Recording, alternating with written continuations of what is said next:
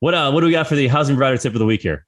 All right, this is pretty common knowledge, and if I had to look back, I imagine I did this last year, this tip. But time of year wise, in the next 30 to 45 days, depending on when this airs, all the leaves will be off the tree, and you need to, if you have gutters that get clogged easily, or you have heavy growth over your gutters, make sure you get them cleaned out.